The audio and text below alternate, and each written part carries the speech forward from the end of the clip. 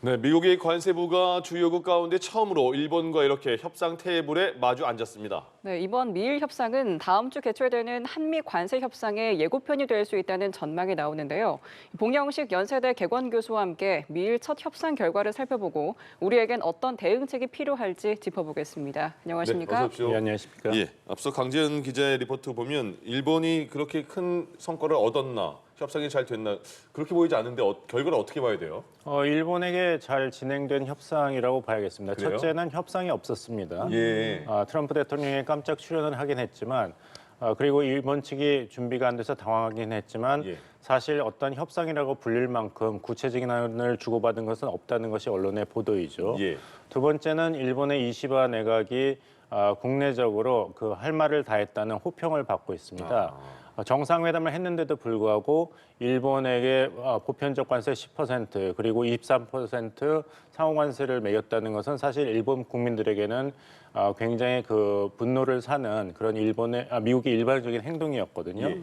그래서 이제 이런 아카자와 요새의 경제 재생상이 워싱턴 DC를 방문하기 전에 그 일본 의회에서 이시바 총리가 미국에 대해서 조기 합의를 위해서 큰 양보를 할 의사가 없다. 굉장히 세게 얘기를 했어요. 예. 그리고 미국으로 출발하기 전에 아카자와 경제 재생상도 일본 국익 수호에 가장 적절하고 합리적인 결과를 도출하는 데 우선시하겠다. 이런 얘기를 했고 이번 협상에서 미국의 관세 조치가 지극히 유감이라는 점을 표명하고 관세 정책 재검토를 요구했다. 이렇게 굉장히 강하게 얘기했습니다. 예. 그리고 아까 자료 화면에도 나왔지만 미국에게 그냥 24% 상호관세뿐만 아니라 10% 보편관세, 그다음에 철강 알루미늄 관세도 부당하다고 직접 얘기를 했고 전면 재검토, 제로 베이스에서 전면 재검토를 요청했다고 이렇게 카메라 앞에서 일본의 그런 경제 재생상이 이야기했다는 건 그만큼 이시바 내각도 강한 자세로 장기전에 임할 자세가 있는 것이고 예. 단지 트럼프 쪽에서는 워낙 급하기 때문에 사실 SNS에 일본 무역 대표단 만나서 큰 영광, 트럼프 대통령이 큰 영광이라는 표현은 잘 안 쓰죠. 네. 이시바 총리와 정상회담을 했을 때도 사실 이시바 총리에게는 굉장히 결례되는 행동을 많이 했지 않습니까? 뭐냐면은 이시바 총리가 카운터파트인데 이시바 총리 전에 신조 아베 총리 얘기를 12번 이상 언급했지 않습니까? 예. 하지만 이제 국익 수호 차원에서 이시바 총리가 굉장히 낮은 자세로 트럼프 대통령의 피격 사건을 언급하면서 위대한 리더십을 칭찬하는 그런 외교수를 보였는데도 불구하고 관세 폭탄을 던졌기 때문에 이시바 내각은 같은 자세로 대응해서는 안 된다. 결국엔 트럼프 정부는 워낙 가변성이 많기 때문에 확실히 일본의 국익을 이번에 보장하는 식의 굉장히 강한 그런 협상에 들어가야 된다는 것을 애시당초 준비하고 갔습니다. 예. 왜냐하면은 시간은 미국 편이 아닙니다. 일본하고 한국 편이기 때문에 사실 한국으로서는 여러 가지로 참 행운인 면이 많습니다. 첫째는 말씀하신 대로 일본이 이제 한국과 거의 동시에 미국과 협상을 하기 때문에 우리에겐 굉장히 참고 자료가 많이 되죠. 일본과 결을 맞출 것은 맞추고 다르게 할 건 다르게 하고 참고를 할 수 있으니까요. 두 번째는 이게 한국과 미국 간의 양자 협상이 아닙니다. 지금 트럼프 정부가 중국뿐만 아니라 80개국의 관세 폭탄을 던졌기 때문에 예. 90일 유예를 했지만 남은 80여일 동안에 80여 개국과 합의안을 도출해야 되는 굉장히 어려운 스케줄입니다.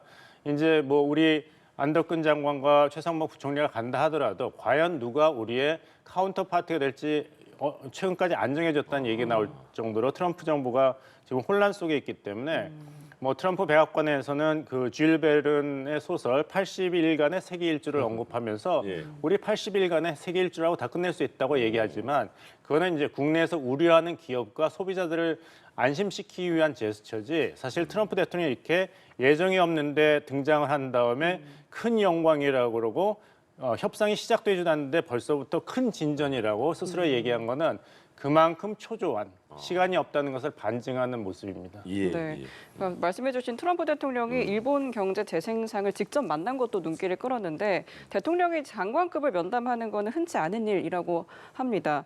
이것도 그러면 미국의 좀 조급함을 반영한 건지 아니면 주도권을 확보하기 위한 뭐 일종의 퍼포먼스인 건지 어떻게 뭐 보세요? 다급하니까 조금이라도 주도권을 확보하기 위해서 이런 퍼포먼스를 했고 아까 보도에도 나왔습니다만 예정이 없는데 일본이 이제 주일 미군 방위비에 더 기여를 해야 된다는 이 연계를 시키는 카드를 이제 트럼프 대통령이 일방적으로 얘기를 했죠. 네. 하지만 이 이슈에 대해서는 일본과 우리가 입장이 다르기 때문에 우리가 이렇게 안보 이슈까지 합쳐서 원스톱으로 협상하는 것이 과연 유리한가에 대해서는 우리가 스스로 신중하게 검토를 해봐야 될 것입니다. 예. 일본 측에는 이것이 약점입니다. 왜냐하면은 이 트럼프 정부가 출범하면서 주일 미군을 축소하고 그래서 미국의 이제 세계 경찰로서의 부담을 줄이는 그런 정책을 추진해 왔습니다. 일본으로서는 굉장히 불안해지는 것이죠.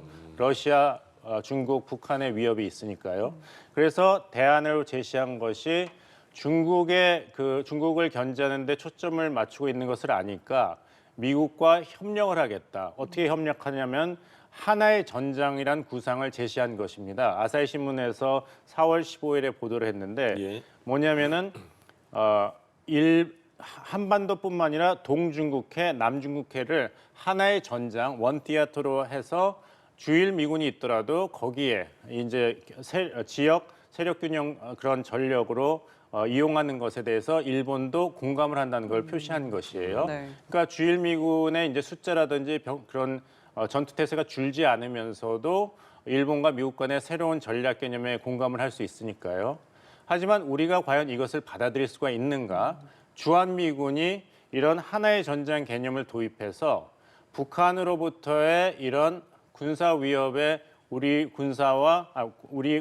군과 힘을 합쳐서 맞서는 게 초점이 아니라 예. 주한 미군이지만 한국에 있지만 정작 최고의 목적은 대만 해협에서 유사시 발생 때 그쪽에 안정화 작업을 하는 것으로 바뀌었을 때 그렇다면은 우리 방위를 도와주지 않는 주한 미군이 되었는데 오히려 우리가 주한 미군 주둔 비용을 더 지불해야 되는가? 네. 이것이 결이 맞는가에 대해서는 우리가 일본과 입장이 다르기 때문에 과연 이런 방위비 분담 협정에서 우리가 양보를 하고 대신에 경제적인 이익을 받는 이것을 합치는 전략이 원스톱 전략이 미국은 바라고 있지만 예. 과연 우리의 안보 전략과 경제 이익을 합쳤을 때 이것이 우리가 선호하는 방향인가? 과연 우리가 주한 미군을 북한에 대한 위협을 방어하는 세력으로 간주하지 않고 지역 안정군으로도 허용할 수 있는 준비가 되어 있는가? 예. 거기에 더해서 우리가 중국과의 마찰을 무릅쓰고라도 주한 미군이 대만 해협에 출동했을 때 우리도 지지할 준비가 되어 있는가를 검토한 다음에 돼 있다면 일본과 같은 식으로 접근한 것이 맞지만 예. 거기에 대한 과연 우리가 국가 내에서의 합의가 있는가 예. 또 우리가 새로운 대통령 선출을 기다리고 있으니까 이런 결정을 하는 것이 과연 적절한 시점인가에 대해서는 우리가 신중해야 될 것이라고 생각합니다. 이걸 그럼 조금 이후에 여쭤보려고 했는데 바로 여쭤보겠습니다. 방금 말씀하신 것처럼 그 트럼프 행정부는 이른바 패키지 딜, 원스톱 쇼핑을 원할 거다 이렇게 말씀하셨는데 우리는 사안을 그 경우의 수를 따져봐야 되는 거잖아요. 그렇습니다. 그런데 만약에 그 우리랑 협상을 하는 자리에서 미국 측이 강하게 원스톱 쇼핑을 원하면 그거를 거부할 수 있습니까? 예, 거부할 수 있습니다. 예. 두 가지인데 하나는 제12차 그 SMA를 이미 타결했습니다. 예. 타결한 협정이 있는데 앞으로 2026년부터 5년간 방위비 분담에서 양측이 합의한 그런 합의안이 있는데 트럼프 대통령이 일방적으로 그것보다 10배를 더 내라고 하는 것이거든요. 그러니까 우리가 현상 변경을 원하는 것이 아닙니다. 미국이 원하는 것이기 때문에 그것을 원한다면 그만큼 원하는 측에서 양보를 해야 되는 것이고 그 타당성을 이해를 시켜야 되는 것이죠. 예. 일방적으로 어떤 적절한 이해 없이 이미 단연간 합의가 있는데 그것을 바꾸겠다는 것은 미국 측에서 성의를 보여야 될 사안입니다. 첫 번째는. 예. 두 번째는 시간이 우리 편일 뿐만 아니라 지금 정치적 상황도 여러 가지 어려움이 있지만 대통령이 없는 상황에서 이것이 오히려 우리에게 약점이 아니라 강점입니다. 왜냐하면 최상목 부총리가 의회에서도 잘 얘기했지만 우리는 서두르지 않는다. 전혀 서두르지 않는다. 신중하게 하고 있다. 왜냐하면은 최종적인 결정은 결국에 새 정부에서 해야 된다는 것이죠. 예. 지금 이 상태에서 미국과 합의를 한다면은 다음에 새로운 정부가 등장을 했을 때 그것에 대해서 피해를 입는 일이 있으면 안 되는 것이지 않습니까? 그러니까 미국 측에서는 이것을 우리가 협상 지렛대로 사용할 수 있는 것이죠. 제일 답답한 게 무엇입니까? 협상을 하는데 아무리 협박해도 이 사람이 정말 결정권이 없는 거예요. 예. 그래서 계속하는 얘기가 저는 결정을 할 수가 없고 다음에 최종 결정자가 60일 후에 오니까 그 사람도 나와 마찬가지로 아무리 살펴봐도 적절한 합의라고 쓴 합의를 해야 된다고 이야기한다면 예. 미국 입장에서도 아무리 압박을 하더라도 이것이 계속 지속될 수는 없는 것입니다. 예. 그러니까 지금 한덕수 권한대행 체제에서 계속 협상은 해야 되지만 왜냐하면 최상목 부총리가 얘기했듯이 지금 협상팀에 있는 많은 정부 관리가 다음 정부에서 일할 것이기 때문에 네. 계속 협상하는 것은 굉장히 중요하다. 신뢰를 쌓고 우리가 정보를 얻는 것. 예. 하지만 결정권은 우리가 없고 다음 정부가 있기 때문에 그것이 우리에겐 약점이 아니라 미국 측으로는 굉장히 답답한 우리의 장점입니다. 예. 이 49일을 또 활용을 해봐야겠네요. 왜냐하면은 우리 대통령 선거가 60일 안에 있지 않습니까? 네네. 근데 아시겠습니다. 이 관세 유예가 90일입니다. 예. 그러니까 대통령 선거 끝나고 30일이 있기 때문에 다음 정부가 적절한 양의 시간을 가지고 이걸 검토할 수가 있습니다. 예. 그렇다면 좀 우리의 뜻대로 경제 통상 사안과 방위비 문제를 좀 분리하기 위해서는 좀 어떤 전략이 필요하겠습니까? 계속 이야기하지만 그 현상 변경을 요구하는 것은 선호하는 측은 미국입니다. 우리나라 입장에서 이제까지 한미 FTA가 적절했다고 생각하고 유지했지 않습니까? 그쵸, 예. 근데 트럼프 정부에서 일방적으로 그 변경을 결정한 것이기 때문에 예. 미국 측에서 거기에 대한 적절한 조치를 취해야 되는 것이죠. 반대급부도 제공해야 되고 방위비 분담도 그렇습니다. 아까 말씀드린 대로 12차 협정이 2026년도 5년간이 있는데 그걸 바꾸겠다? 예. 그것에 대한 우리가 납득할 수 있는 이유를 설명해야 되는 것이고 지금 우리가 미국과 아무리 합의를 하고 싶어도 그리고 미국이 아무리 이것이 굉장히 좋은 합의라고 우리에게 제안을 하더라도 우리는 이것에 대해서 신중해야 되는 것이 이 한미 간의 관세 협상이라든지 합의는 이 양자 간의 관계를 뛰어넘는 변수가 있기 때문입니다. 지금 미국과 중국 간의 충돌이 있지 않습니까? 네. 그래서 미국 경제가 앞으로 어떻게 될지 모릅니다. 또 세계 무역이 어떻게 될지 모르기 때문에 예. 제가 뭐 아파트를 살려고 그러는데 상대에서 갑자기 가격을 올렸어요. 그래서 제가 주춤한데 그쪽이 어려워지니까 또 가격을 낮춰서 이걸 빨리 사면은 좋은 가격이라고 얘기를 해요. 예. 제가 보더라도 괜찮지만 예. 이 우리 둘 간의 거리를 뛰어넘는 만약 한국의 부동산 시장이 막 요동을 친다거나 금리가 불확실하다 그러면은 아무리 이 그 제안이 괜찮다 하더라도 기다리는 게 저한테는 합리적인 결정인 것이죠. 예. 그러니까 한미 간에 합의를 하더라도 앞으로 미국 경제가 어떻게 될지 또 미국이 다른 나라와의 관세 협상 결과가 어떻게 될지 모르기 때문에 예. 또 중국과 미국 간에 아직 협상이 시작도 안 됐기 때문에 네. 너무 불확실한 것이 세계 경제에 많기 때문에 예. 우리로서는 어떤 구체적인 결정을 하기에는 시간을 충분히 두고 최선의 선택을 하는 것이 중요합니다. 알겠습니다. 다음 주에 그 우리나라랑 미국 관세 협상이 시작된다는 거잖아요. 최상목 부총리도 가고 안덕건 산업통상자원부 장관이 가는데 일본 측에서는 장관급인데 그 요새의 경제 재생상을 트럼프 대통령이 50분간 만났어요. 그러면 작정하고 만난 거 아닌가라는 생각이 들 정도인데 이번에 그럼 우리가 가는 것도 부총리와 경제부총리와 장관이 가는 거잖아요. 그렇습니다. 트럼프 대통령이 만나줄까요? 뭐 만날 수도 있고 안 만날 수도 있겠죠. 네, 중요합니까, 하지만 그게? 중요하지가 않죠. 예. 트럼프 대통령은 우리에게 얘기하는 것보다는 국내 그 기업과 소비자 그리고 특히 공화당에서 지금 요동치고 있는 그런 멤버들을 진정시키기 위해서 잘 될 것이라는 이런 확신을 주기 위해서 하는 것이기 때문에 예.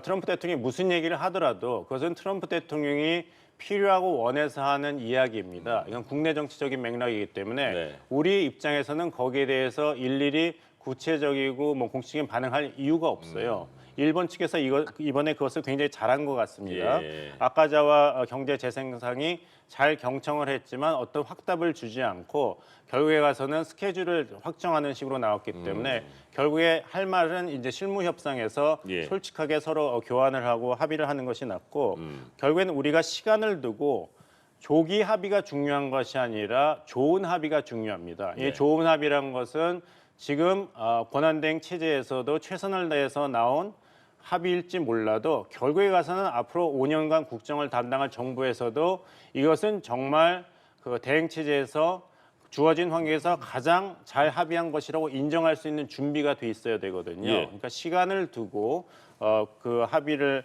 추진하는 것이 옳다 이렇게 말씀드리겠습니다. 예. 일단 오늘 그 일본과 미국과 일본의 협상을 우리가 좀 참고할 만하다 이렇게 말씀해 주셨는데 이제 다음 주에 바로 한미 관세 협상이 시작됩니다. 어떤 부분에 그 포인트를 줘야 할까요? 그 언론과의 이제 정부 그 협상팀과의 그런 조율이 중요하다 말씀드리겠습니다. 네. 혹 언론에서 너무 앞서가는 보도가 나오는 것 같아요. 예를 들면 LNG 알래스카 LNG 프로젝트에 예, 예. 우리가 참여를 했다고 기정사실을 하는데 예. 안덕근 그 산업통상자원부 장관이 이야기했지 않습니까?